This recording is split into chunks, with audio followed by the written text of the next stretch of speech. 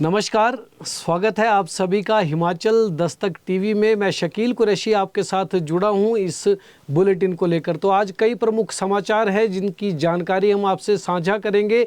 देश में 5 राज्यों के चुनाव भी घोषित हो चुके हैं और हिमाचल प्रदेश के लिए सबसे बड़ी खुशखबरी है कि आज बर्फबारी जो है वो प्रदेश के कई इलाकों में हुई है। बारिश भी यहाँ पर हुई है जिसका इंतज़ार यहाँ पर किया जा रहा था।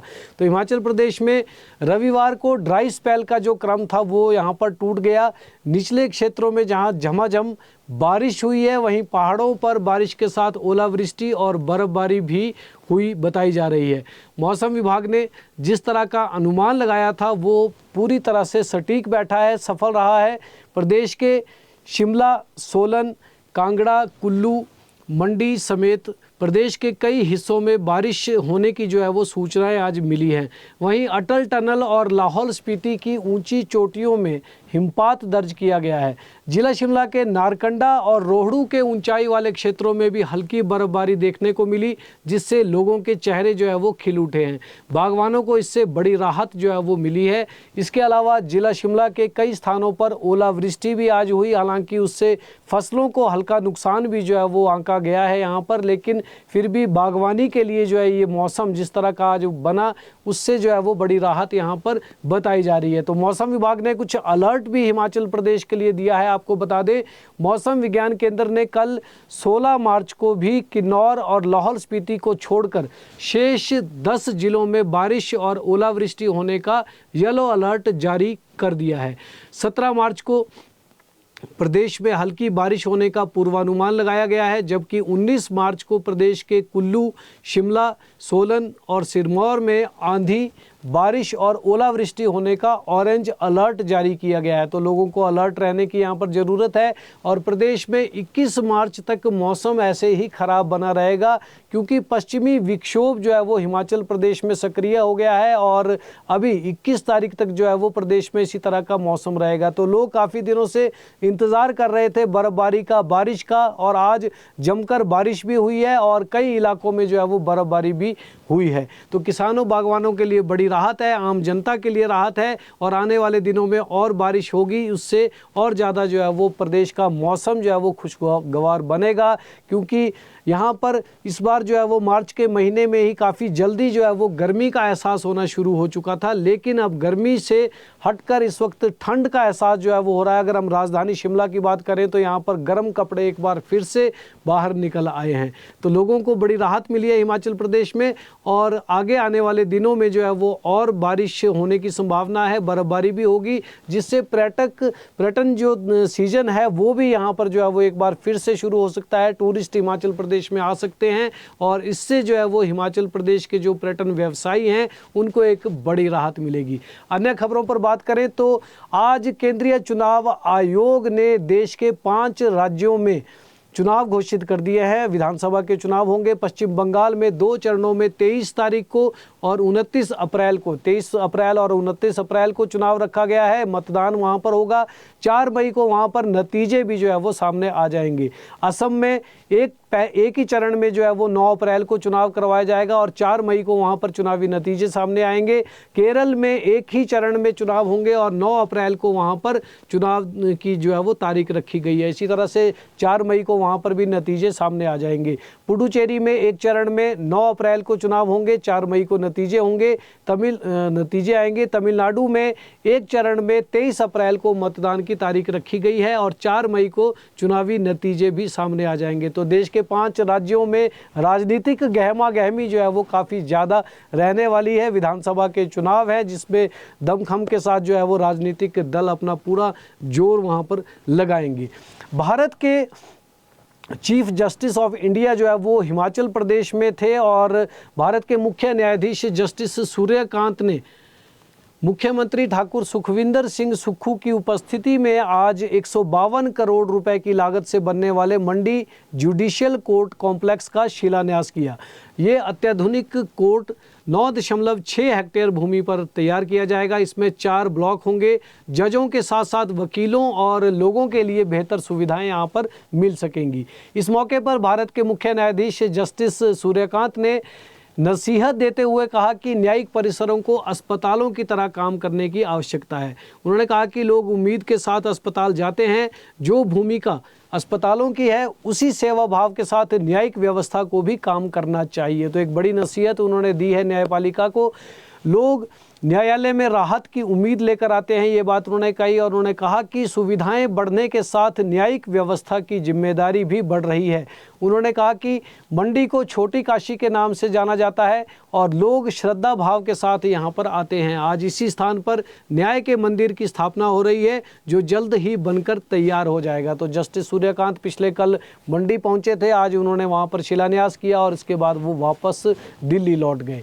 मुख्यमंत्री सुखविंदर सिंह सुक्खू ने आज हरियाणा के कांग्रेसी विधायकों के साथ लंच किया है। आपको बता दें, हरियाणा के कांग्रेसी विधायकों के साथ मुख्यमंत्री सुखविंदर सिंह सुक्खू ने रविवार को जो है वो भोजन पर उनको जो है आमंत्रित किया था। और मंडी में एक कार्यक्रम में मुख्यमंत्री जुडिशली का जो कार्यक्रम था उसमें मुख्यमंत्री शिरकत करने गए थे और पिछले कल वो वहाँ पर चले गए थे, जहाँ से आज वापस लौटने के साथ ही उन्होंने जो है वो कुफरी चले गए। शिमला आए मुख्यमंत्री और इसके साथ सीधे कुफरी चले गए।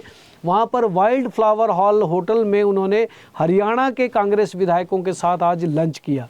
इसके बाद ये विधायक जो है वो वापस लौट गए हैं। हरियाणा से आए थे 2 दिन पहले। इनके आज कसौली में ठहरने की जो है वो अभी तक सूचना मिल रही है, जहां से कल इनको जो है वो हरियाणा के लिए ले जाया जाएगा।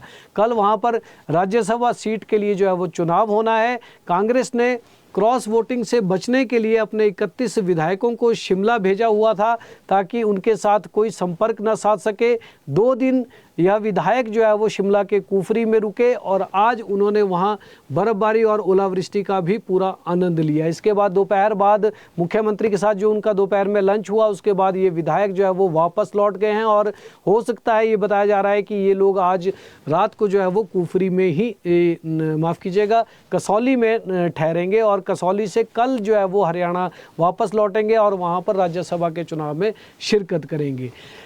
बजट के आकार को लेकर हम चर्चा कर लें आपसे, क्योंकि हिमाचल प्रदेश का बजट जो है वो आने वाला है और सरकार अपने बजट की तैयारी यहाँ पर लगातार कर रही है। सीएम सुखविंदर सिंह सुक्खू का ये चौथा बजट है, जो कि 21 मार्च को पेश किया जाना है।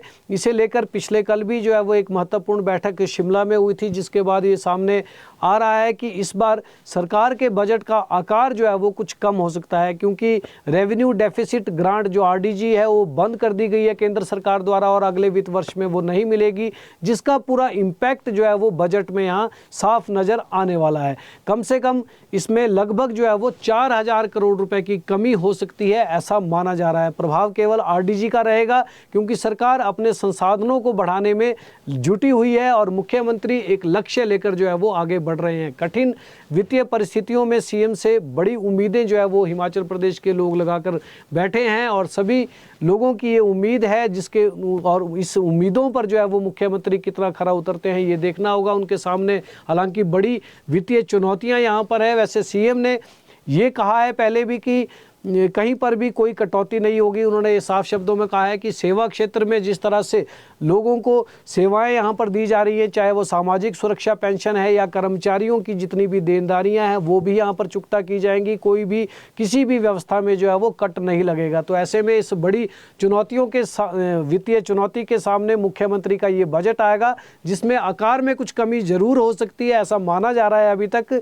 लेकिन हिमाचल प्रदेश में किसी की भी कोई भी जो सेवाएं हैं उसमें कोई किसी तरह की कोई कटौती नहीं होगी।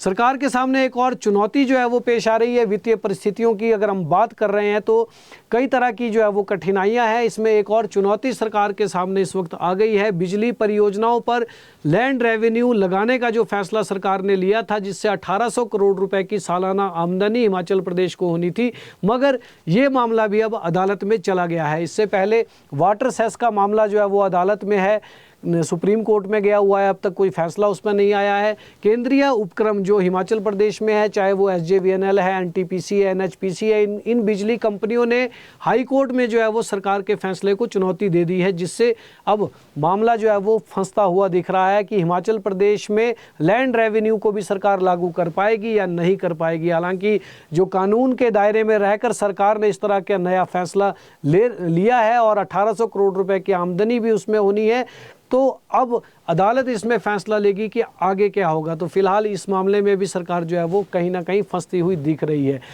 हिमाचल प्रदेश का बजट सत्र शुरू होने वाला है 18 मार्च से, और विधायकों ने जो है वो सवाल अपने जो है वो पूछने शुरू कर दिए हैं, सवाल विधानसभा सचिवालय को भेज दिए हैं। तो हिमाचल प्रदेश विधानसभा के बजट सत्र के दौरान लगभग 800 सवाल जो है वो विधायकों की तरफ से पूछ लिए गए हैं। जो विधानसभा सचिवालय को ये एक उनकी तरफ से जो है वो सवाल मिले हैं, लगभग 800 सवाल जो है वो पूछे गए हैं।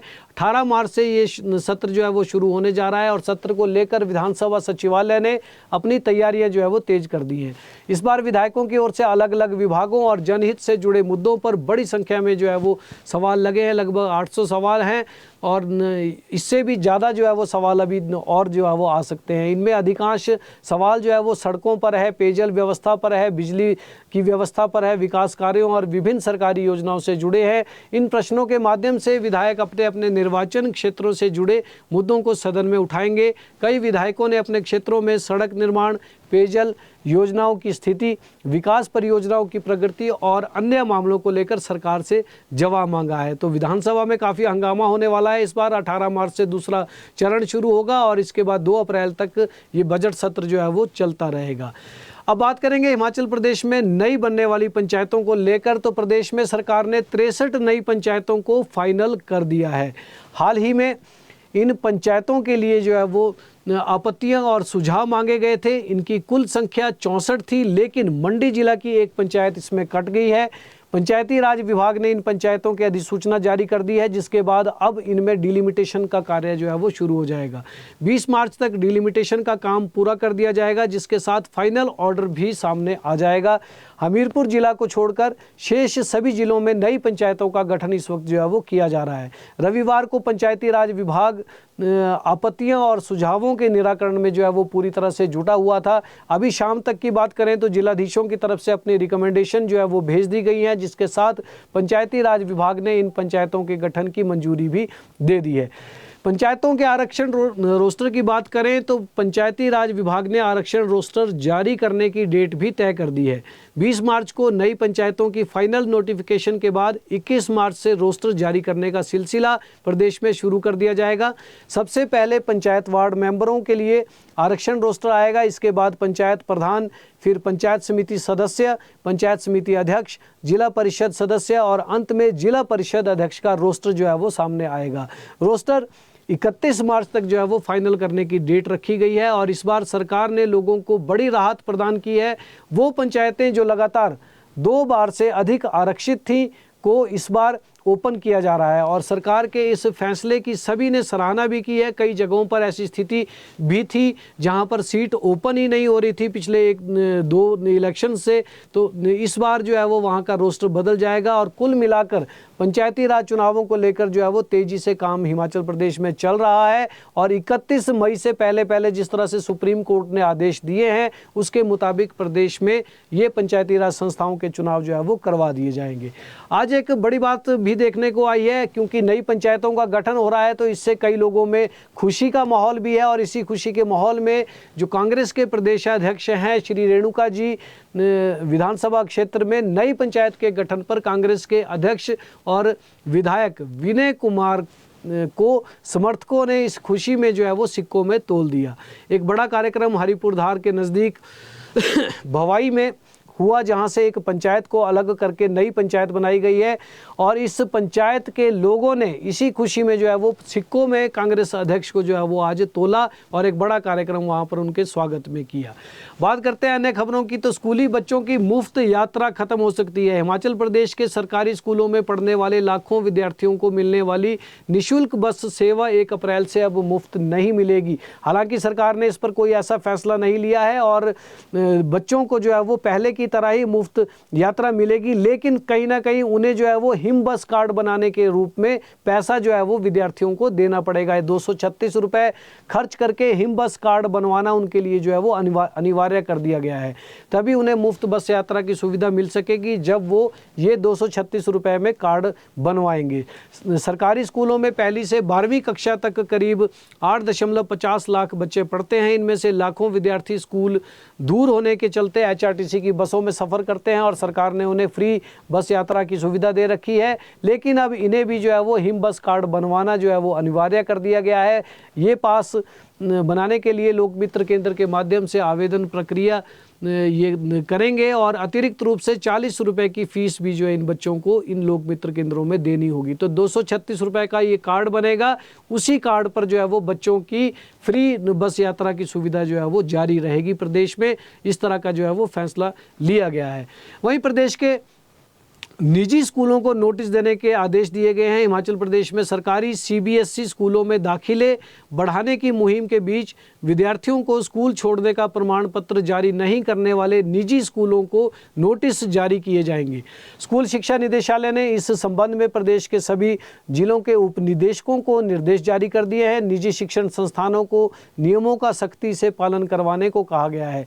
चेतावनी दी गई है कि नियमों की अनदेखी करने वाले संस्थानों के खिलाफ कड़ी कार्रवाई की जाएगी, जिसमें संस्थान की NOC रद्द करने तक की कार्रवाई भी शामिल हो सकती है। तो NOC रद्द होगी अगर कोई प्राइवेट इंस्टीट्यूशन, जो प्राइवेट स्कूल हैं, वो बच्चों को जो है उनका स्कूल लीविंग सर्टिफिकेट नहीं देते हैं, जो बच्चे स्कूल छोड़कर दूसरे स्कूलों में जा रहे हैं, क्योंकि सरकार ने अब सरकारी स्कूलों में ही जो है वो CBSE का पाठ्यक्रम वहाँ पर शुरू कर दिया है। तो कई बच्चे सरकार निजी स्कूलों से छोड़कर उन सरकारी स्कूलों में जा रहे हैं, लेकिन दिक्कत ये आ रही है कि प्राइवेट स्कूल वाले वो स्कूल लीविंग सर्टिफिकेट्स नहीं दे रहे हैं, तो उनके खिलाफ जो है वो कार्रवाई करने के आदेश जारी हो चुके हैं। कर्मचारियों की छुट्टियां रद्द होंगी क्योंकि विधानसभा का बजट सत्र शुरू होने जा रहा है, जिसके चलते सरकारी कर्मचारियों की छुट्टियां भी अब रद्द होंगी। विधानसभा की कार्यवाही से जुड़े अधिकारी और कर्मचारी फिलहाल छुट्टियां नहीं ले पाएंगे। व्यवस्था के तहत विभागों ने ऐसे आदेश अपने अधिकारियों और कर्मचारियों को जारी कर दिए हैं। 18 तारीख से हिमाचल प्रदेश विधानसभा का बजट सत्र जो है वो शुरू हो रहा है, जो कि 2 अप्रैल तक चलेगा, जिसके चलते किसी को भी अवकाश नहीं मिलेगा।